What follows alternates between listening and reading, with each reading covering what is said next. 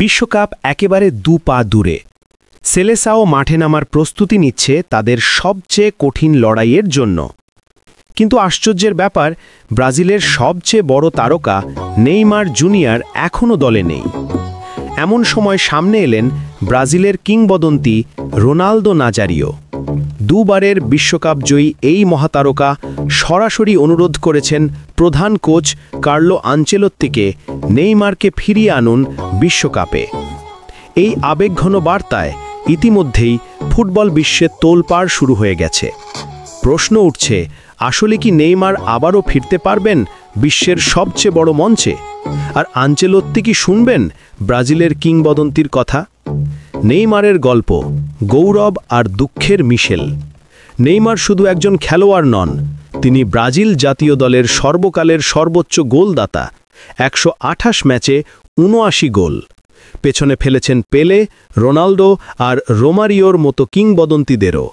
কিন্তু অক্টোবর 2023 থেকে তিনি আর ব্রাজিলের জার্সি গায়ে দেননি। কারণ উরুগুয়ের বিপক্ষে এক ভয়াবহ হাঁটুর ইনজুরিতে পুরো মৌসুম প্রায় শেষ হয়ে যায় তার। পিএসজি ছেড়ে আল হিলালে যোগ দেওয়ার সময় সবার প্রত্যাশা ছিল আকাশচুম্বী। কিন্তু মাত্র 5 ম্যাচ খেলে 1 গোল করেই ছিটকে যান চোটের কারণে। এরপর জানুয়ারিতে তিনি ফিরে আসেন শৈশবের ক্লাব সান্তোসে। সেখানে মাঝে মাঝে জাদু দেখালেও ইনজুরির কারণে নিয়মিত খেলার বাইরে থাকছেন। ফলে প্রশ্ন থেকেই যায়, নেইমার কি এখনও ব্রাজিলকে বিশ্বকাপে নেতৃত্ব দিতে পারবেন? আর আনচেলোত্তি কি শুনবেন ব্রাজিলের কিংবদন্তির কথা? এই আবেগঘন বার্তায় ইতিমধ্যেই ফুটবল বিশ্বে তোলপাড় শুরু হয়ে গেছে। এই সময়ে সামনে এলেন ব্রাজিলের কিংবদন্তি রোনালদো নাজারিও। দুবারের বিশ্বকাপ জয়ী এই মহাতারকা সরাসরি অনুরোধ করেছেন প্রধান কোচ কার্লো আনচেলোত্তিকে নেইমারকে ফিরিয়ে আনুন বিশ্বকাপে।